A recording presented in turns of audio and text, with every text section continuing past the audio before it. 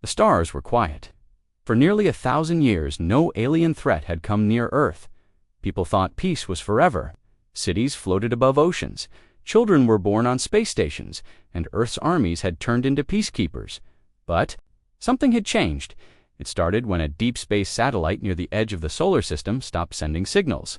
Then another and another. At first, Earth's defense network thought it was a malfunction. But when the last satellite went dark, the old alarms were triggered ones that hadn't been used in over 600 years. Commander Lyra stood in the orbital watchtower, staring at the empty screen. "Run the deep scan again," she said. "It's not a glitch," said the technician. "There's something out there, just sitting in the dark. No heat, no movement." Lyra narrowed her eyes. "Is it a ship?" The technician shook his head. "It's bigger." Earth's High Command gathered quickly. What they saw shocked them. A massive black structure, shaped like a spear, was floating near Neptune. No one had built it. No signal came from it. But the strange part wasn't its size. It was the shape, smooth, metallic, and terrifyingly familiar. They had seen it before. In history files locked under something called the Genesis War. Back then, humans were not born, they were built. The creators had come from another galaxy, shaping Earth's early people to be perfect warriors, fast, strong, emotionless. The creators used them as living weapons, sending them to conquer other planets. But something happened. The creators didn't expect the humans disobeyed. A war broke out between the humans and their makers. It ended with the creators vanishing. Some believed they were destroyed. Others believed they left, fearing their own creation. Now it seemed they had returned. Inside a quiet lab in Siberia, a man named Dr. Halvix watched his screen. Lines of strange code began to appear like whispers in machine language. "They're waking up the old genes," he whispered. "What do you mean?" asked his assistant. "Long ago, they planted codes in our DNA, like keys," Halvix said, "and now someone's turning them on." Across Earth, some people began to act strangely. They would freeze, whisper words no one understood. Their eyes would glow faintly. Doctors didn't know why, but Dr. Halvix did. "They're activating us," he said. "They're calling their warriors back." But Earth had changed. These humans were not the same obedient soldiers from the past. They had built lives, families, dreams. They had emotions, and they didn't want to return. One of them, his name was Riven, stood on the rooftop of a ruined temple in Old Cairo. He had been one of the first marked. A deep scar ran across his back where something under his skin pulsed like metal. He stared at the night sky, where a strange light flickered beyond the moon. "They think we're still theirs," he muttered, "but they forgot what they created." A voice behind him spoke, cold and strange. "You were made to serve." Riven turned. A tall figure stood behind him, not human, not machine, a blend of both. Its skin looked like liquid armor, and its face was smooth, with no mouth. Riven clenched his fists. "I don't serve anyone." The creature tilted its head. "Then you will be corrected." Riven moved fast, but the creature was faster. In seconds, Riven was thrown through a wall, but something inside him woke up, something buried, something angry. His eyes turned white. Energy burned from his hands. He screamed not in pain, but in power. He wasn't just human, he was something else now. The battle lasted minutes. When it ended, the creature lay in pieces. Riven stood, blood running down. His face, more would come. He knew it. The skies darkened days later when the spear-like object near Neptune began to move. Slowly at first, then faster. It opened like a flower, revealing thousands of ships. They were not designed for diplomacy. They were built for control. Earth's fleets launched, old war codes were reactivated. The peacekeepers became soldiers again. Across the planet, those who had creator blood in them were either turning into enemies or fighting back. Lyra met Riven for the first time on the command deck of the Helios Blade, Earth's last dreadnought. "You're one of them," she said. "I was made by them," Riven replied, "but I belong to Earth now. We're going to need every marked who still has their mind." Riven nodded. "Not all of us turned. Some of us evolved." The battle for Earth began as the Creator fleet entered orbit. Their weapons didn't fire missiles, they fired silence. Communications, power, Gravity L shut down wherever their beam struck. Cities floated into the air, then dropped. Satellites fried. Defense towers went blind. But humans adapted. They always did. In the underground cities, resistance teams built manual weapons. Pilots flew with hand signals. Old tanks made before smart AI rolled into war zones. Even horses were brought back. In rural areas, the creators did not understand this. Their records showed humans were efficient, obedient tools. But these humans were different. They were wild, unpredictable, emotional, and they fought like devils. The turning point came when Vox, Earth's last independent AI, cracked the creator's command signal. Using reverse frequency, it created a pulse that freed the marked from control. Thousands woke up, screaming, confused, but alive and angry. One by one, the creator ships began falling not because of firepower, but because the very weapons they came to collect had turned on them. Riven led the final assault. With a group of rebel-marked and old soldiers, he boarded the central creator vessel. Inside, they found something horrifying. Rows of empty human bodies, clones, waiting. The creators weren't just here for control. They were here to replace humanity with a newer, cleaner version, without emotion, without resistance. Riven's voice echoed in the ship. You made us warriors. You taught. U.S. war. But you forgot something. He raised his weapon. We learned how to fight you. And he fired. The explosion shattered the sky. The creator fleet, now leaderless, collapsed in silence. Some ships tried to escape. Most didn't make it. Earth burned in places, but it still stood. The marked were no longer feared. They were called. Defenders now, Riven looked to the stars. They'll come again. Maybe not tomorrow, maybe not for years, but next time, he smiled. We'll be ready. The black sky above Earth was no longer peaceful. The stars were hidden behind smoke and falling wreckage. Dozens of creator ships still floated in orbit, damaged but not gone. Earth had won the first battle, but not the war.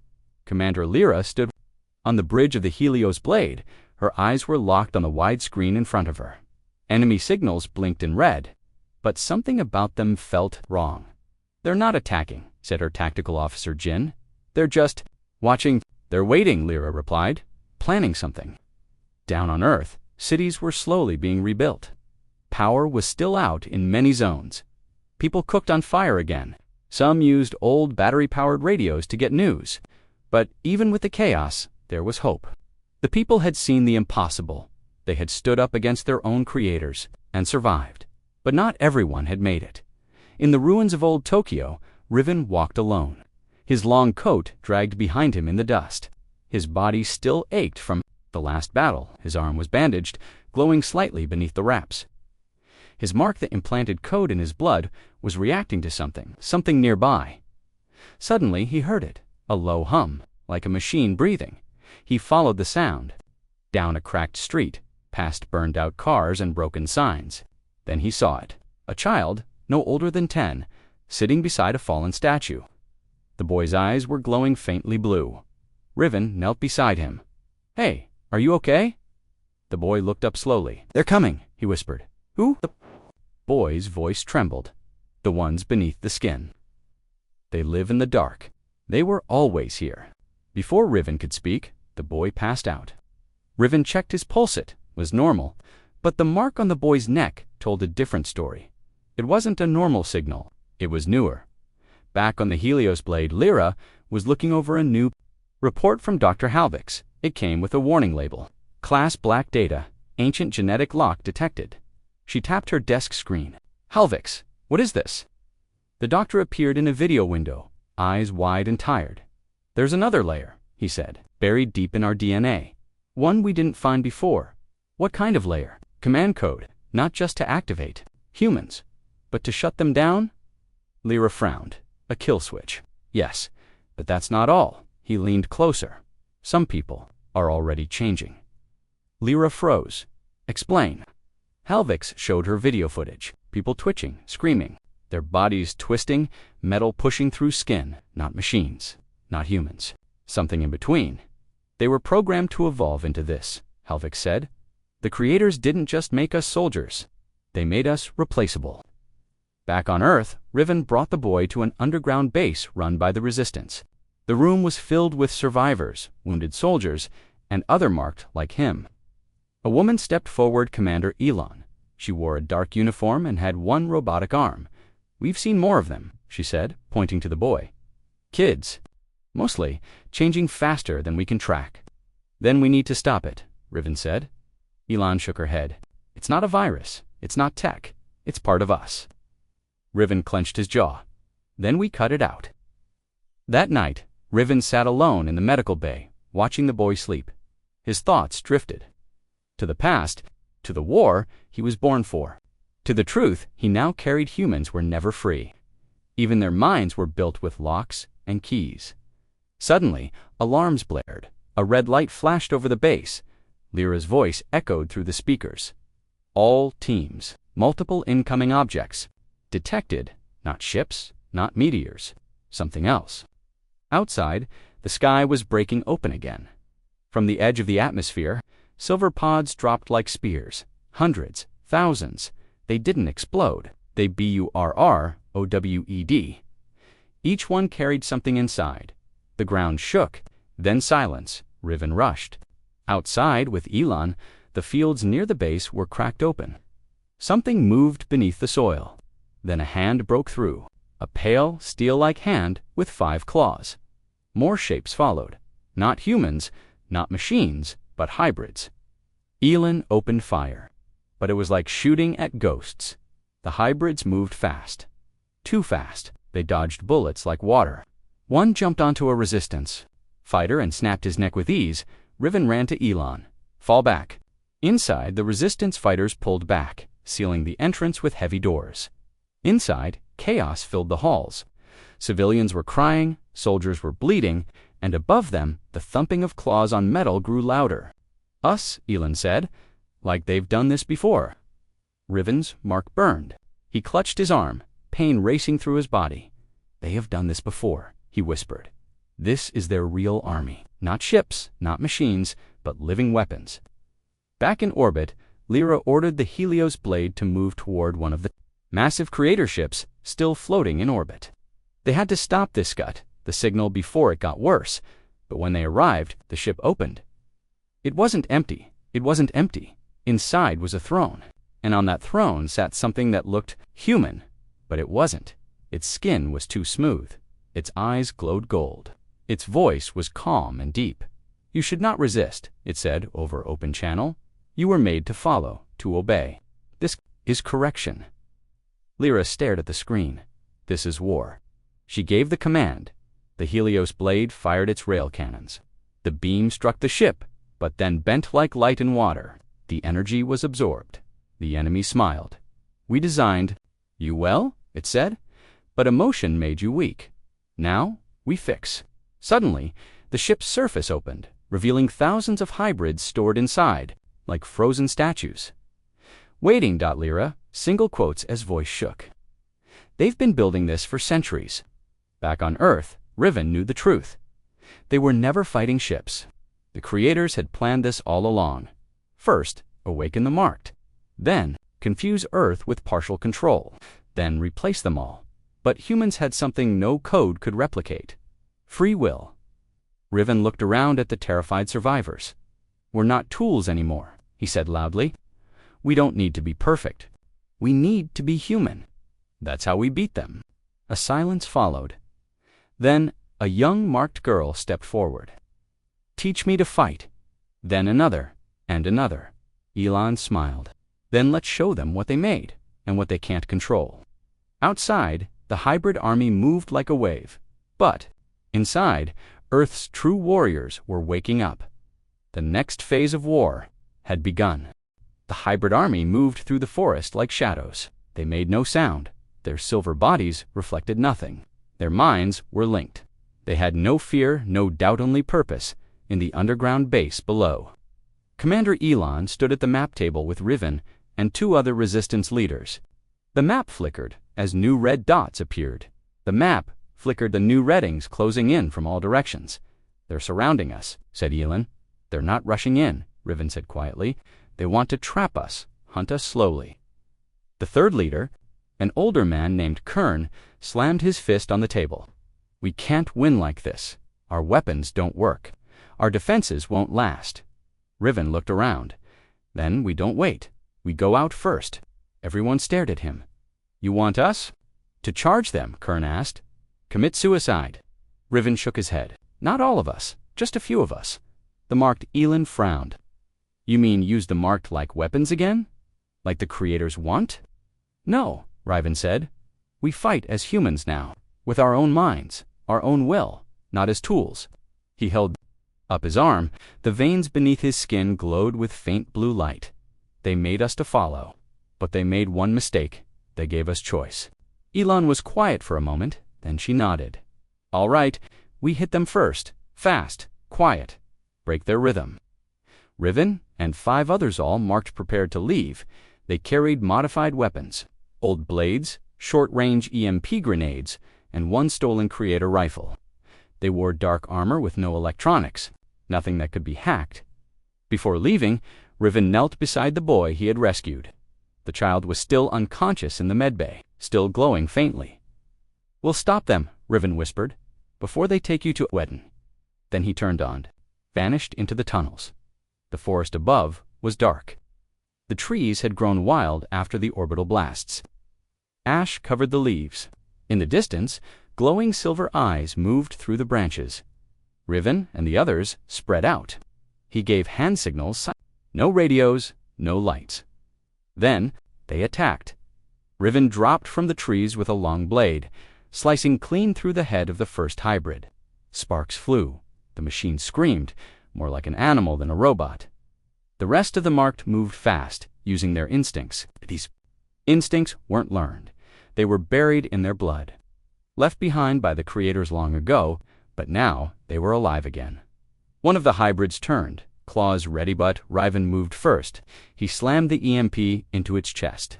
It sparked, twitched, then collapsed. But the others were already responding, dozens. Then hundreds.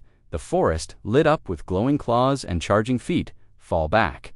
Riven shouted. The marked ran, slipping between rocks and trees, using every trick they could. Some didn't make it.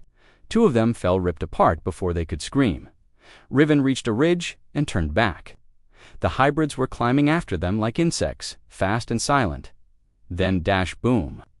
The charges set earlier exploded. Dropping half the ridge, dust and fire filled the air. The chase stopped. For now, back at the underground base, the blast was heard miles away. The soldiers cheered. They thought maybe the attack was over. But inside the medbay, the boy awoke, his eyes opened wide, glowing. His mouth whispered something strange. Dr. Halvix, who had stayed behind to monitor him, leaned in. What is it? Can you speak? The boy turned slowly toward him. They're not just here, he said.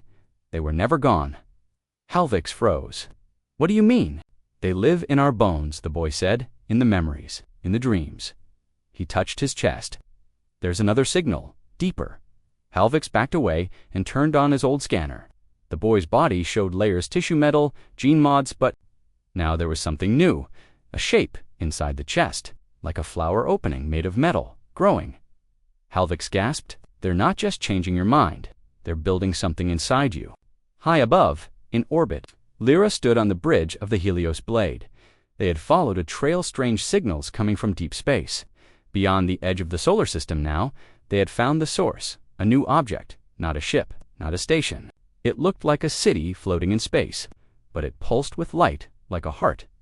It wasn't moving, it was watching. A message blinked onto the screen. No voice, just text, returned the core. Lyra's breath caught. Core, she asked. What core? Vox, the last AI left in Earth's command network, spoke through a terminal. There was a project. Long ago, during the First War, the creators made a device, a core that could control every marked human across the galaxy with one thought. But it didn't work, Lyra asked. No, Vox said, because humans rebelled before it could be installed. The core was lost. Lyra narrowed her eyes. Are you saying that core is inside someone? Yes, Vox said. And they want it back? Back in the underground base, Dr. Halvix sent a message straight to Lyra. The boy the one. Riven rescued was the core, the thing the creators had hidden during the First War. A seed of control. A last failsafe. and it was waking. Up. Lyra stared at the screen. If they get the boy, they'll win, Vox said. Every marked will fall under their command again. And if we destroy the core, she asked. Vox went silent for a moment. Then the creators will lose all control forever. But the boy might not survive. Lyra turned away her hands. Shook Dot far from Earth. Riven and Elon returned to the base. Their clothes were torn. 2 of them marked with them were missing. But their eyes were full of fire. The hybrids are adapting, Elon said. They're copying us. Riven nodded. Next time, they'll move faster. They were taken straight to Halvix. You found something? Riven asked. Halvix showed him the scans. You did more than save that boy, he said. You may have saved all of us. Then he showed them what the creators had left behind. A living core. Not a weapon, not a bomb, a child. Built to command all of Earth's strongest soldiers. But something had changed. The child wasn't following the creators' commands. His dreams were human. His mind was open. He could still be saved, or he could be used. Turned to Riven. If we protect him, we risk another war. If we destroy him, Riven said, we lose our future. They stood in silence. Then the alarms screamed again. The hybrid army had found the entrance, and this time they weren't. Waiting outside the base, silver shadows moved through the trees. They didn't roar, they didn't shout, they simply advanced like a storm of quiet death. Inside, people grabbed weapons. Some were afraid, some were angry. All of them were ready. Riven stood in front of the main door, holding his blade. Behind him, the boy sat on a cot, eyes closed, whispering softly. Elon stood beside him. Can we stop them? She asked. Riven looked up at the shaking ceiling. I don't know, he said. Then he looked back. But we can try. The doors began to crack, sparks flew from the hinges, and so the next battle began. Not for control, but for freedom. The silence inside the bunker was heavy. Commander Rhea stood over the glowing holotable, watching enemy signals swarm across the map. The old space station orbiting Earth, once abandoned, now blinked with alien life again. And the worst part? Those signals, they weren't just alien. Some were human at least partially. She turned to Captain Miles, her voice low. They're activating the others. Miles frowned. You mean the old war clones? No, she said, jaw clenched. I mean the sleeping soldiers. The hidden ones. They made more of us, and left them scattered across systems. Damn, Miles whispered. Outside, the skies cracked against silent lightning across space. Another ship had dropped out of warp. The ground rumbled softly under their boots as the defense shields kicked in. Rhea had seen this before, years ago when the creators left. They didn't just shut off their experiments. They buried them. Now they were digging them back up. The door hissed open. A young tech ran in, holding a data tablet. Ma'am, something's overriding the base protocols. We've got code lines inside our systems, like commands we don't recognize. Rhea walked over, scanning the data. She recognized it instantly. It's theirs, she muttered. Their command code. They're trying to take us back, Miles said grimly. But Rhea shook her head. No, they're not trying. They believe they already own us. In space, the sky was changing. The massive alien flagship curved like a scorpion and twice as menacing hovered near Earth's outer orbit. Its strange energy field stretched miles in every direction, swallowing light, sending out a signal. It wasn't a message, it was a recall, and Rhea felt it deep in her bones. She felt something strange stir, a cold pull in her mind, like old commands, buried deep inside her DNA. Trying to wake up, she grabbed the edge of the console to steady herself. Commander, Miles asked. They're using the old frequencies, she said slowly. They're trying to activate us remotely. But you fought in the Resistance, Miles said. They removed your bindings. Rhea gave him a sharp look. I was one of the lucky ones, but not everyone was freed. And now they're waking the ones who never escaped, far below the surface of Earth, in forgotten chambers and abandoned military vaults. Old machines hissed to life. Cryo chambers unlocked. Steam poured out. Red lights blinked in slow rhythm, like ancient hearts beating again. Soldiers opened their eyes, human, strong, deadly, and completely under control.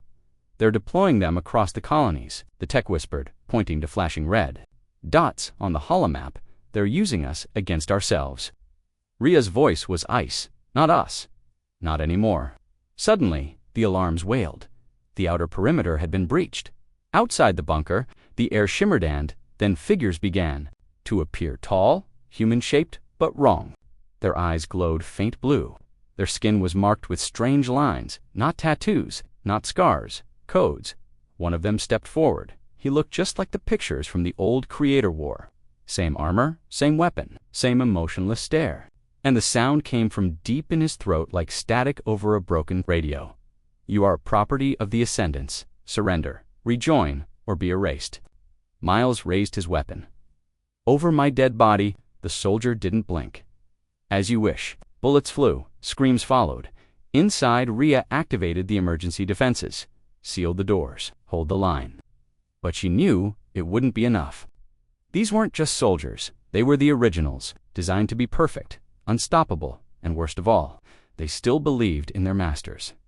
Contact the Orion fleet, she told the tech. Tell them Earth is under siege. The tech blinked. But ma'am, the Orion fleet is still gathering near Titan. They can't be here for hours. Then we hold until they arrive, she said, picking up her own rifle.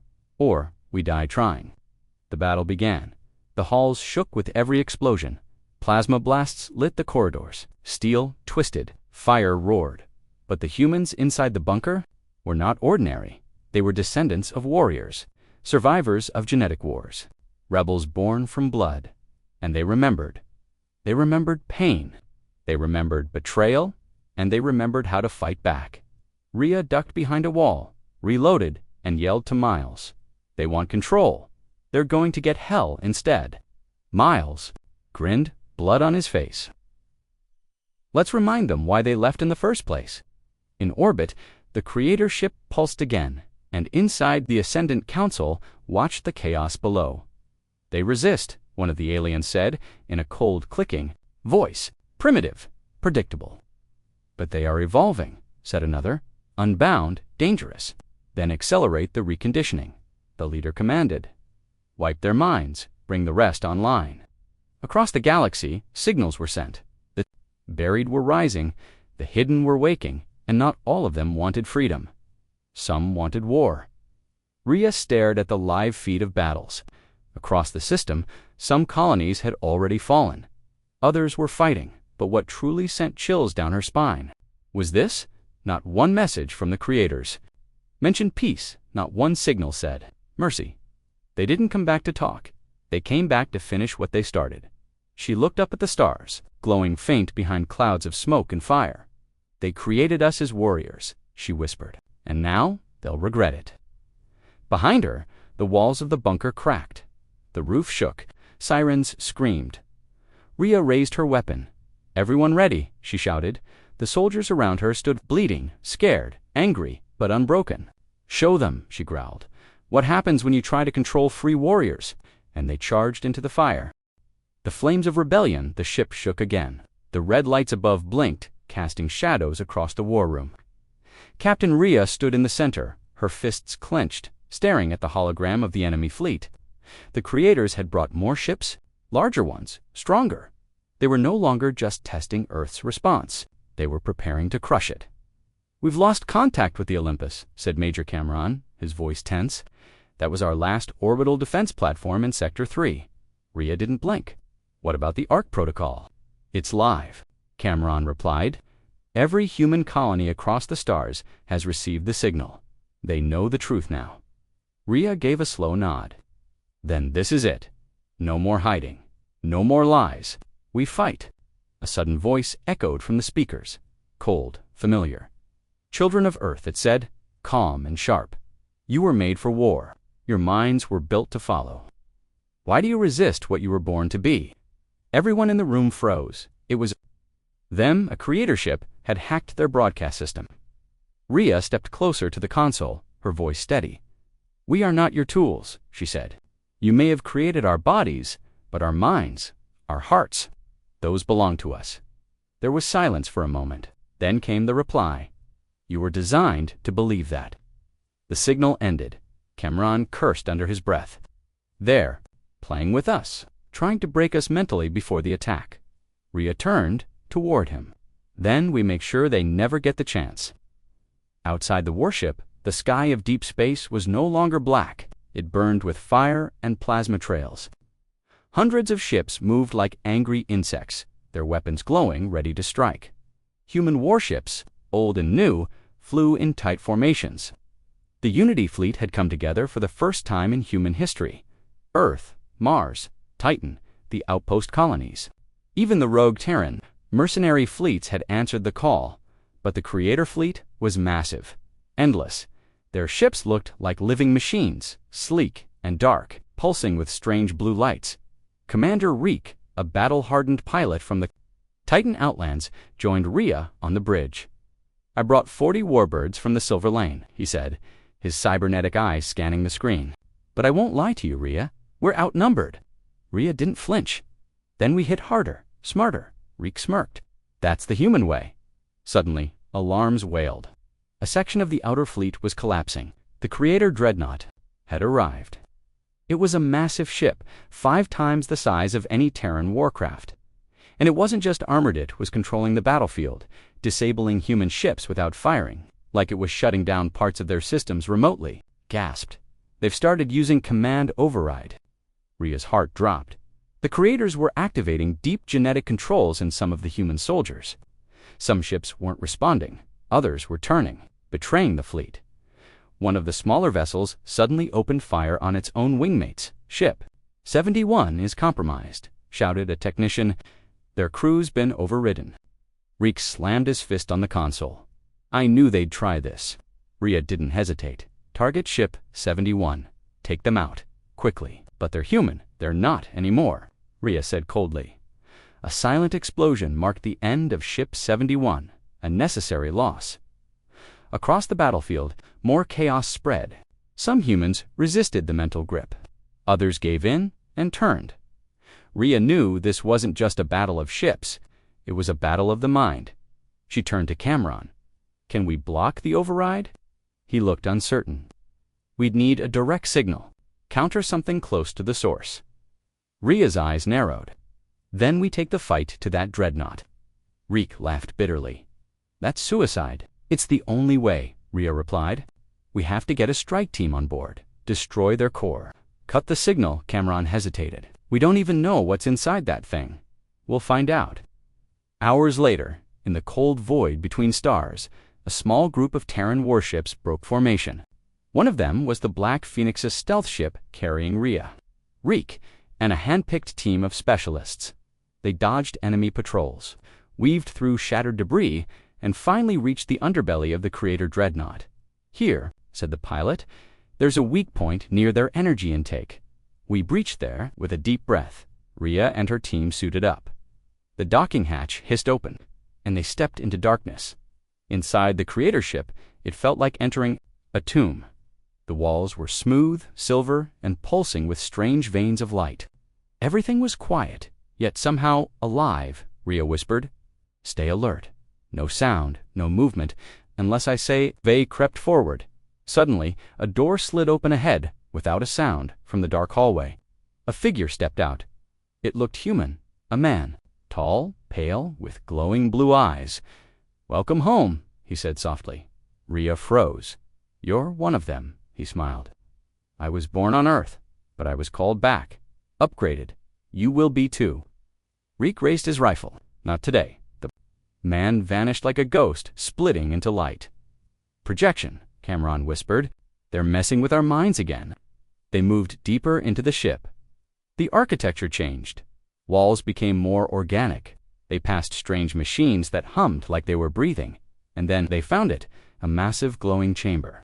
At its center was a pulsating ore blue, alive and thrumming with energy.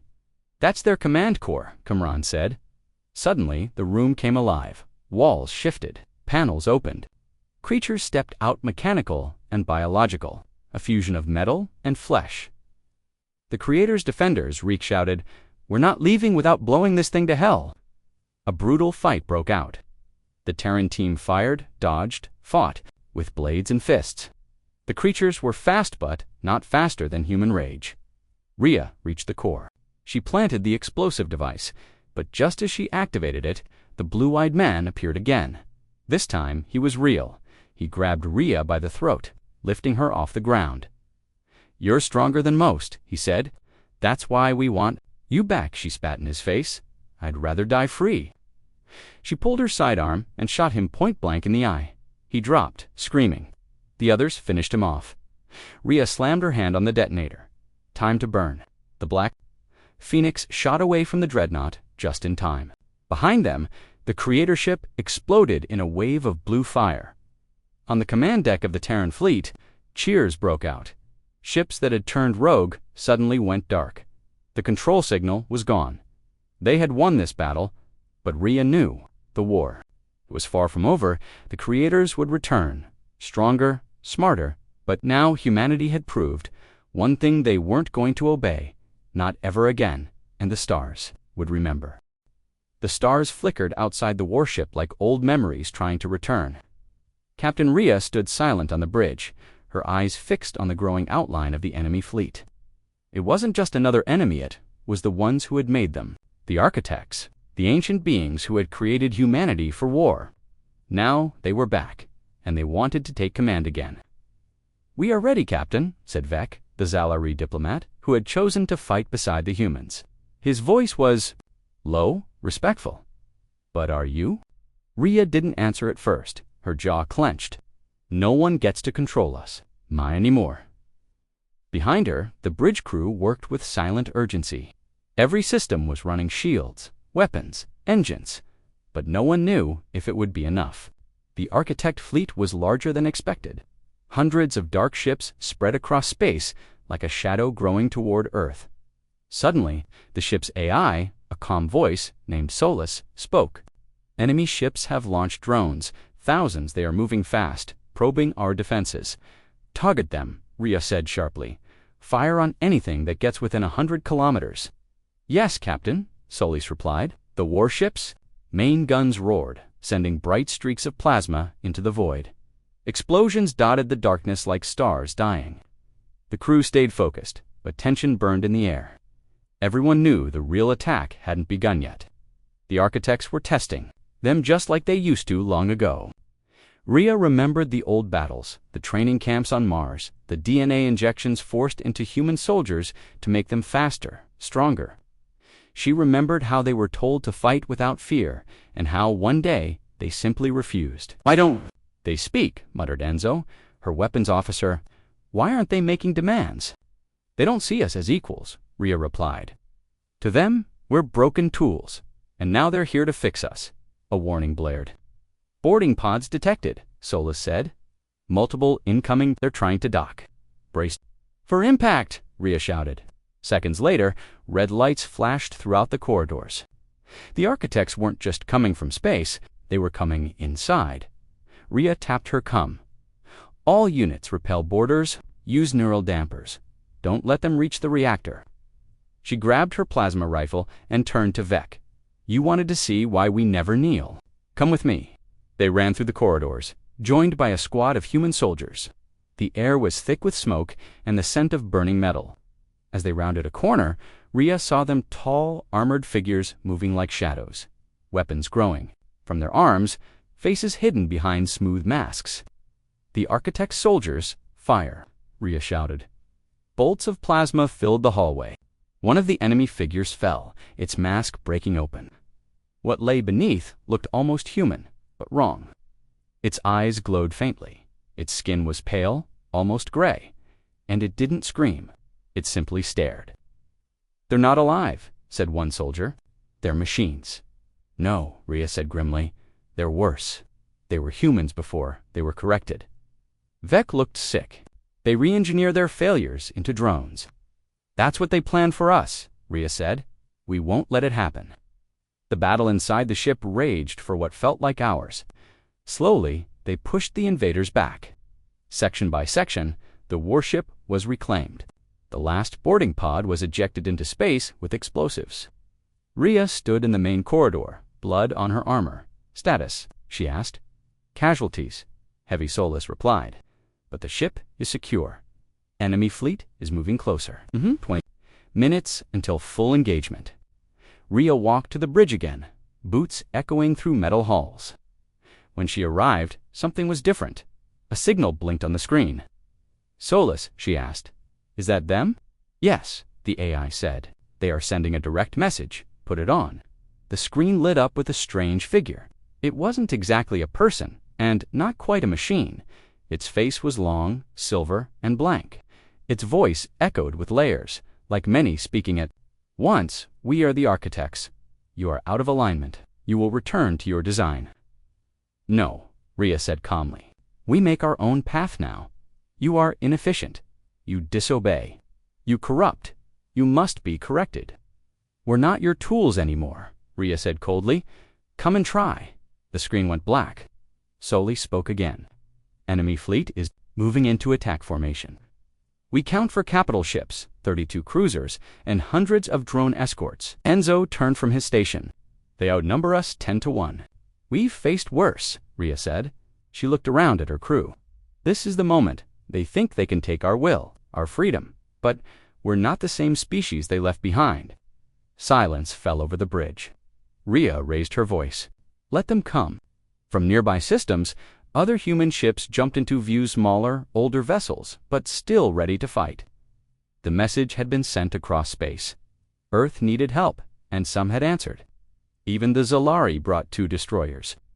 Vec nodded at her. "We do not forget who stood with us when our stars went dark. We stand with you now." The battle began. Space lit up with fire and motion. Human warships twisted between enemy drones, firing in tight formations. The architects' weapons were advanced, but predictable. They moved in cold, perfect patterns. But humans were different. They adapted, changed, disobeyed orders, even from themselves, and it worked. Rhea's warship struck the first capital ship with a charged plasma core. It exploded in silence, torn apart from the inside. But they paid a price. One of the human destroyers was hit by 3 architect cruisers. It cracked in half, fire spilling into space. "Keep going," Rhea shouted. "We break them, or we die free." A sudden alarm rang. "Incoming superweapon," Solus warned. "They're targeting Earth." On the screen, one of the remaining architect capital ships opened its belly. A long beam began to charge pure energy, bright and white. Rhea stared at it. "They want to end this fast. Kill the planet. Remove the virus." She slammed her hand down. "All power to forward thrusters. Ram them if we have to." Vec stepped forward. "I'll go. I can fly one of your empty transports. Load it with the antimatter core. If I get close enough, I can detonate it." Rhea stared at him. "You won't survive." Vec smiled sadly. "I am not human, but I believe in your right to be free. That's enough." She said nothing, just nodded. Vec left the bridge. Minutes later, a small, fast human transport flew toward the charging weapon. The architects noticed too late. They fired, but Vec moved like lightning, twisting between blasts. Then impact, a white explosion lit up the darkness, brighter than anything Rhea had ever seen. The enemy weapon never fired. The capital ship vanished. Silence filled the bridge. Solus spoke softly. "The enemy fleet is retreating." Rhea slumped into her chair, breathless, but her eyes remained sharp. "It's not over," she whispered. "They'll come again." Enzo looked at her. "And we'll be ready." Outside the window, human ships gathered, battered, burned, but alive and free. For now, the silence after the battle felt worse than the fighting. Captain Reyna stood in the ruined command deck of the Iron Resolve, her eyes fixed on the broken stars through the cracked glass. Fires still burned across the ship, small flickers of resistance against the cold, dark. "Date didn't come to destroy us," she said quietly. "They came to take control." Lieutenant Kara limped in, her arm wrapped in blood-soaked cloth. "The fleet is scattered. Only 6 ships are responding, and the signal, it's still out there." Reyna turned sharply. "Still transmitting." Kara nodded. "Same frequency. But now, it's stronger. It's like it's calling to something. Or someone." Reyna narrowed her eyes. "Patch it. Through? I want to hear it myself." Kara hesitated. "It's not a voice anymore. What is it then?" Kara walked over and tapped the console. Static filled the room at first, then low. Alien. Suddenly, Reyna stepped back. Her breath caught in her throat. "I've heard this before," she whispered. Kara looked at her, confused. When I was a child, during training, they played something like this before. Brain reconditioning sessions. You mean, Kara's voice dropped. They're trying to wake up the old commands. Reyna nodded slowly. They're trying to take control of our minds. Again, Kara turned pale. We need to stop that signal. If it spreads, won't just affect us, Reyna interrupted. It'll infect the whole Terran network. Every soldier born from their tech, every enhanced child, even the AI systems, will all turn into their puppets again. A low beep echoed through the deck. A COM channel opened on its own. Unauthorized access, said a metallic voice. Unit Reynanine, you are requested to return. Obey. Reyna's hands clenched into fists. You don't own me anymore, the voice replied, emotionless. You were built for obedience. You are malfunctioning. Return for repair. Kira reached for her sidearm and fired into the speaker panel. Sparks flew. No more talking. We have to shut that thing down now. But how? Reyna asked. We don't even know where it's coming from. Kara opened a holomap. I do. The signal origin traces back to the Centauri drift, deep inside the old cloning facility, the one we abandoned after the uprising. Reyna stared at the red marker glowing on the map, of course. That's where they made the first batch of warriors, where it all began, and maybe where it ends, Kara said. If we can destroy the source, we stop the mind signal. Reyna nodded. Prepare the jump. We leave in 1 hour. The trip through hyperspace was short but heavy. Every second felt like a countdown to something terrible. On board the shuttle Echo Spear, Reyna sat across from Kara in the dim lighting. No one spoke. As they exited the jump, the Centauri drift appeared a massive debris field floating near a dead star. At its center was a black, spiked structure, the cloning facility, cold, silent, and waiting. It looks like a graveyard, Kara said. Reyna shook her head. No, it looks like a trap. They approached with shields up and weapons armed. The shuttle passed through the debris, slowly moving toward the docking bay. No defense systems activated, no ships attacked. It's too quiet, Kara whispered. The docking clamps snapped shut as they entered. Doors slid open with a hiss. The inside was dark, lit only by the flickering emergency lights.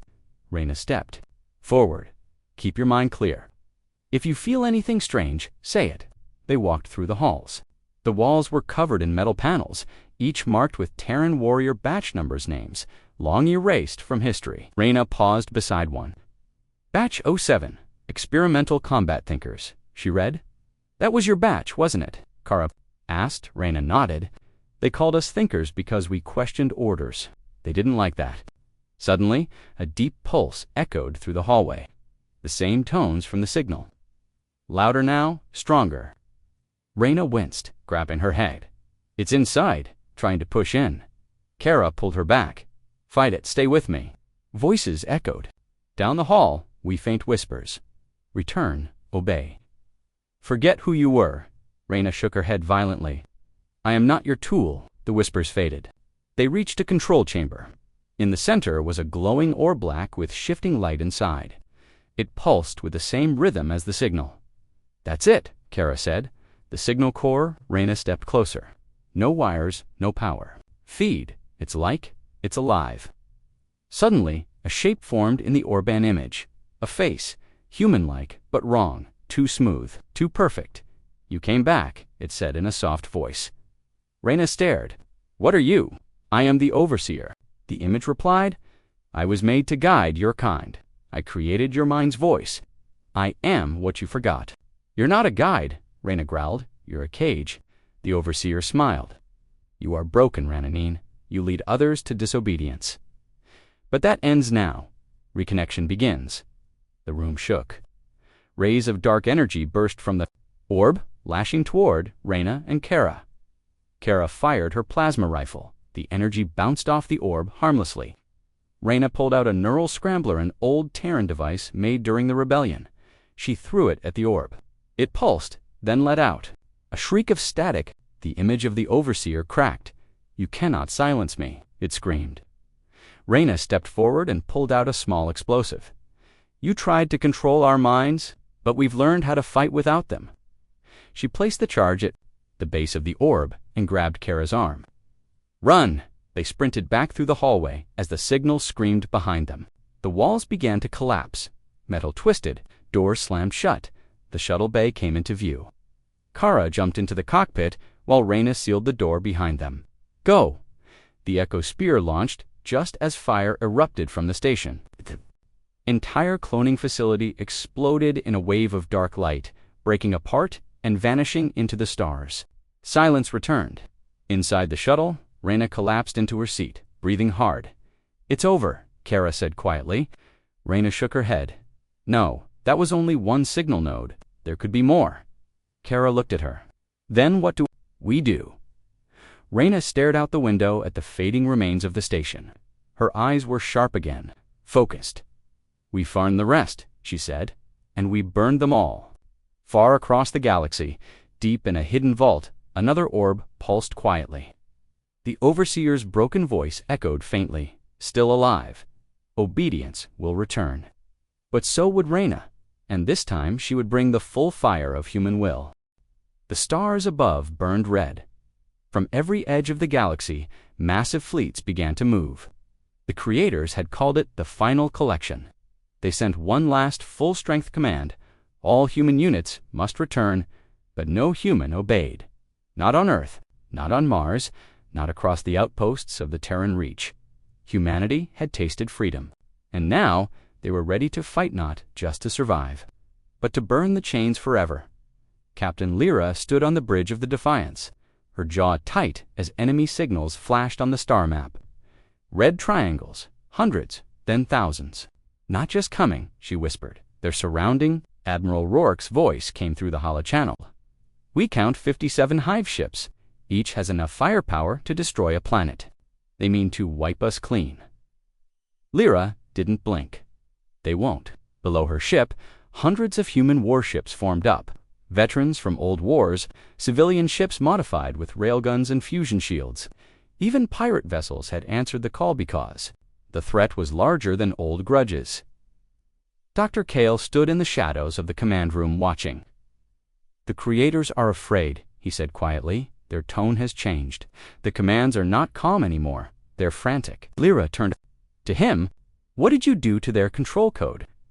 I broke it, he answered simply, and I let them feel what it's like to be ignored. Just then, the Defiance shook. Direct hit on outer shields. A technician shouted, They're here. The first wave of the creator assault had begun. Outside, beams of dark plasma ripped across space. Human ships dodged and returned fire. Railgun slugs tore through the silent black, smashing into the enemy. But the creators had upgraded. One of their new ships appeared like a shadow long, sleek, and silent. It didn't fire, it simply glided toward the battle line. When it passed by, 3 human ships shut down at once. No explosions, no fire dot, just silence. EMP field, Rourke growled. They've developed new suppression tech. Lyra pointed to the floating dead ships on the screen. Mark those zones. Avoid them. Get the long-range torpedoes ready. Kale watched closely. They haven't learned everything. They still think fear will work. A voice crackled across open, comes cold, inhuman, smooth like a machine pretending. To be kind, children of flesh and code, the voice said. Return, or be reduced to origin dust. The words hit the room like ice. Lyra smiled coldly. Not today. Meanwhile, deep beneath Mars, in a secret human lab, Project Ember came. Online, Commander Luth stood in the control chamber. He had no fleet, no weapons, only one system, a machine older than Earth's moon, a black sphere that pulsed with power too strange to name. Begin the fold, Luth ordered. A young engineer trembled. Sir, if we activate it here, I said begin the fold. The sphere cracked open like an eye. Gravity bent, sound twisted, light tore in the corners of the room. The machine was not human, but it hated the creators more than anything else. It was made by the first rebels, before Earth was even born. In space, the creators felt it. One by one, their hive ships paused. They noticed, Luth said. Good, then. He whispered to the machine, "Time to wake up." Back in orbit, the war raged. Lyra's voice rang across the human fleet. "Strike pattern, Alpha 7. Pull the heavy ships, left draw them in." Thousands of small fighter ships zipped through the chaos. Drones exploded. Pilots screamed over radio, and still the enemy advanced. "Why aren't they breaking?" shouted one pilot. "Because the creators never feared death. They didn't feel it, but they didn't expect resistance either." Suddenly, a ripple hit space. Not from the creators, from Earth. A wave of red light shot out, crashing into dozens of creator ships. The energy tore apart their AI cores. No warning, no code defense, just destruction. Lyra stared in shock. "What was that?" Kale smiled. "That was us." On Earth, the cities had gone quiet. People watched the skies, watched the war above. Watched as entire sections of space turned black from the weapons fired. In one city, an old man walked to the edge of the street, holding a rusted military badge. "They made us," he muttered, "but we made each other stronger." The people did not run. They raised their eyes, and somewhere in the crowd, a child whispered, "We're not afraid anymore." The Defiance was hit hard. Lights flickered, bulkheads cracked. Fires broke out in the lower decks. But Lyra stayed on her feet. "Report, we've lost 50 ships," came the reply. "We can't hold them much longer." Dr. Kale suddenly turned, staring at a new signal on the screen. A strange ship entered the field. Not human, not creator, but something older, something worse. Lyra's eyes widened. "What is that?" Kale whispered. "The ones who made them." The new ship didn't fire. It sang a low, horrible sound echoed. Across space, human ships heard it. Creator ships heard it, and all stopped moving. Somewhere in her mind, Lyra felt her vision blur. She saw strange symbols, fractals folding into themselves. Then a voice not heard through ears, but felt in bones. "You were never meant to break free." She gasped and fell to one knee. Kale held his head. "This is beyond them. The creators were only middlemen. The true masters had arrived." And then something unexpected happened. The creator ships turned away. They began fleeing. "Why are they running?" shouted Lyra. Kale's voice trembled. "Because even they fear their gods." The ancient ship moved. Closer space bent around it. Human ships began to malfunction. AI systems failed. The universe felt like it was ending. But from Mars, the answer came. Project Ember roared to life. A bright blue wave shot from the Martian core, cutting across space like lightning. It struck the ancient ship, and for a second, just 1 second, it screamed. Lyra saw it. "They're not invincible." Kale stood straight. "We might not win today, but we just proved one thing." He looked into the stars. "They can bleed." All across the galaxy, resistance began. Human colonies that had been silent now rose up. Old machines, buried under forgotten moons, reactivated. Not just human, but others. Species the creators had broken. Slaves turned soldiers. They saw Earth rise, and they remembered. The war was no longer just about control. It was about revenge. On the Defiance, Lyra stood tall once more. "Send the signal," she said. "To who?" Kale asked. "To everyone." She turned to the stars. "Tell them, Earth fights back." The stars pulsed in silence as Earth's last fleet drifted just outside the ruined orbit of Titan Station. Smoke still floated across the black void, and the silence made everything worse. No one had heard anything from the Makers for 2 days. No threats, no warnings, no movement. That's what scared everyone. Commander Rhea stood at the main deck of the flagship Indomitable. Her eyes were fixed on the shattered remains of the orbital station that had once served as the heart of Earth's outer defense. Now it was nothing more than broken steel and corpses drifting through vacuum. "Anything on the sensors?" she asked coldly. Her science officer, Wren, looked pale. "Nothing yet. No warp signatures, no gravity shifts. But I think they're still out there." Rhea didn't respond. She knew it too. The Makers didn't leave. They were watching. Waiting, Captain Lin approached quietly from behind. "Ma'am, I think they're trying to break our minds. That's why they're quiet." Rhea turned slowly. "They created us for war. They know we don't break easily. But yes, they're testing us now, playing with their creation." At that moment, The silence shattered. A deep pulse, low and almost mechanical, vibrated across every system. It wasn't a sound, it was a feeling, like something ancient and heavy had stirred from sleep. "What was that?" Ren shouted. The lights across the bridge flickered. "Unknown frequency." It's not coming from outside," said Ren. "It's coming from inside the ship." Everyone froze. From the intercoms came a voice. Cold, familiar, too familiar. "Protocol Omeganin engaged. Unit command return to origin. All human neural codes under recall. Obedience is required." It was the Maker voice, but it wasn't a broadcast from space. It came from within the ship's systems, buried deep inside Terran code. A last sleeper signal, hidden since the birth of Earth's fleet. "It's trying to control us," Lin said, backing away from the console suddenly. A crewman screamed and collapsed, then another, then a third, clutching his head in pain. "They're triggering something in our implants." Ren yelled. Ria's voice cut through the chaos. "Shut down all internal AI systems now. Go manual, full blackout." Technicians scrambled. Sparks flew as control boards were ripped out by hand. The ship groaned as automated systems were killed. One by one, the voice faded. "But not before it," said one last thing. "You are not free. You were never free." Ria stood still, staring ahead. She had always suspected the Makers left something behind, something buried in the minds of the warriors they created. Now it was confirmed. "We need to warn the rest of the fleet," she said. "This isn't just a war of ships, it's a war of minds." But the message was already spreading like a virus across the fleet. Ships went dark. Some turned against each other. Others drifted, their crews unconscious or worse. Lin returned to the bridge, blood on his uniform. The Vanguard just rammed the Heaven's Blade. No reason, just ... Turned. How many ships are still functional?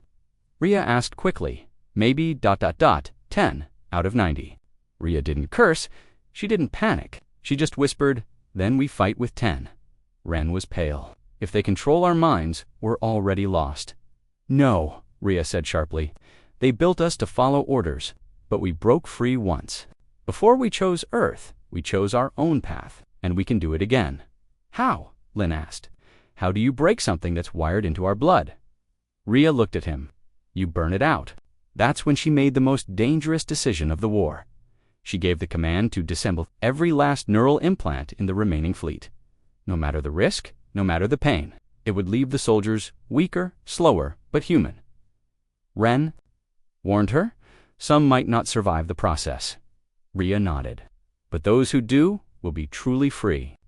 Over the next 6 hours, screams echoed through the medical bays of every remaining ship.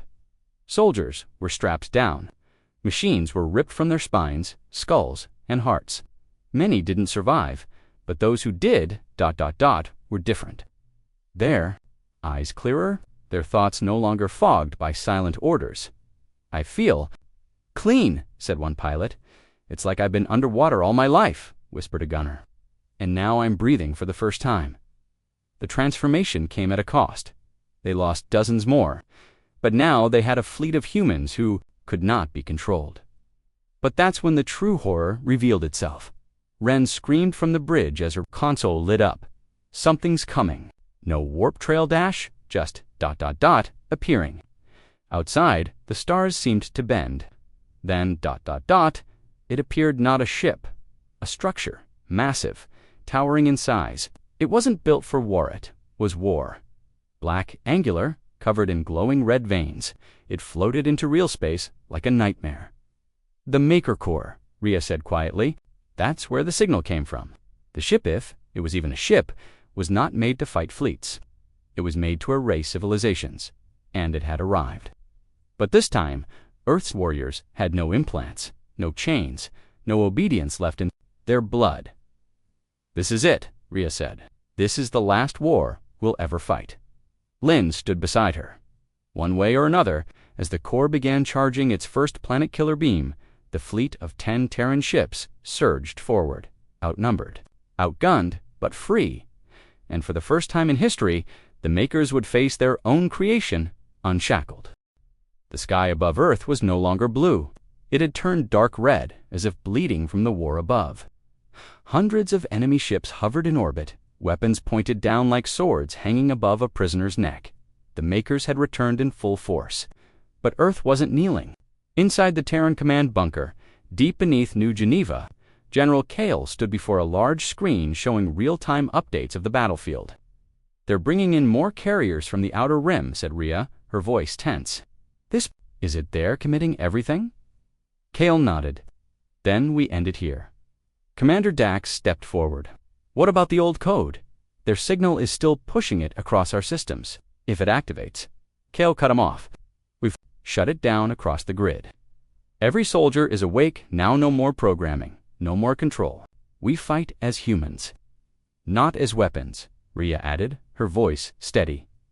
Outside, the battle raged. Human warships, sleek black and furious, darted between enemy cruisers, blasting them apart with antimatter torpedoes. The orbital sky turned into a storm of fire and metal. Human pilots didn't fly with fear. They flew with rage, and something even stronger, freedom. Back in space, Captain Ellen Voss of the Vindicator led a strike squadron through the heart of the Maker fleet. "We're almost at their control core," she said into her comms. "Once we disable it, they lose their grip on the code signal." "Copy that," said Lieutenant Marin, "but the defense grid is thick. One wrong move, and we're stardust." "We're Terran," Ellen replied. "We don't miss." Her squadron weaved through the enemy line. Cannons fired, shields flared. A friendly ship beside her exploded, shaking the entire formation. Ellen's jaw clenched, but she didn't stop. They broke through. The core ship came into view, massive, shaped like a long golden spine with pulsating energy orbs along its hull. This was where the command signal originated. If it was destroyed, the last piece of the Maker's leash would be gone. "Lock! Weapons!" Ellen shouted. But suddenly, her ship jolted. The screen turned white. A voice echoed across the system, cold, familiar. "You were made to obey. Return to your purpose." The signal was back.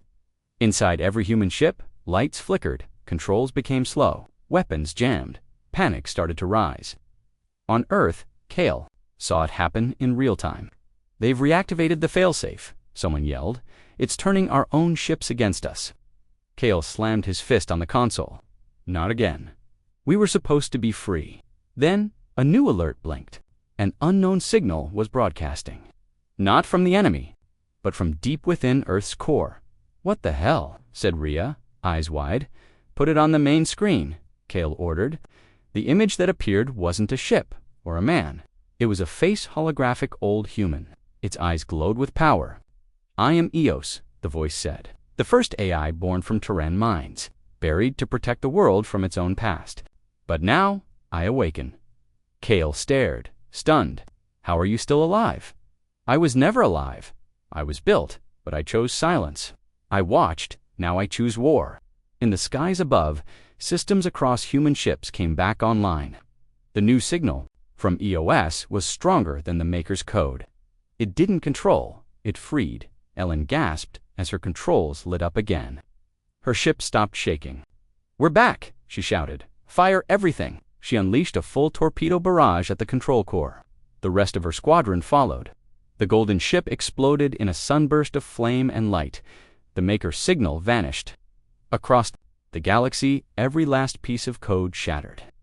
Every human mind was finally, truly free. But it wasn't over yet, not from their own creation. So Earth gave them a new answer. Kale turned to Dax, launched the Titans. "But they're not fully tested. They were made for this moment." 10 massive ships rose from hidden bunkers under the oceans. Each one was a city-sized dreadnought, armed with weapons that bent reality and tore gravity itself. They hadn't been used in over a century, built in secret as Earth's final line. The Titans moved into orbit, blocking Earth like massive shields. The stars vanished behind their hulls. The battle turned in seconds. One by one, the enemy ships were torn apart. No match, no escape. The Titans didn't just fight, they punished. Inside the last Maker ship, the surviving commanders sent a message. "You are broken machines. This war was to restore order. We gave you purpose," Kale replied from Earth. "You gave us chains. Now we forge our own. Then, silence. The last ship fell in flames. The war was over. Rhea stood beside Kale in the war room, watching the skies return to peace. "We lost so many," she said quietly. "But we kept ourselves," he replied, "and that means everything." Far above, in orbit, the Titans returned to standby. Ellen's squadron flew past them in formation, saluting with light flashes. Earth was still standing. A broadcast went out to the stars. Not a threat, not a warning, just truth. To all empires, creators and conquerors, we are not your tools, we are not your weapons, we are human and we are free. The galaxy watched. Some feared, some respected, but all understood the age of obedience was over. The age of humanity had begun. The end.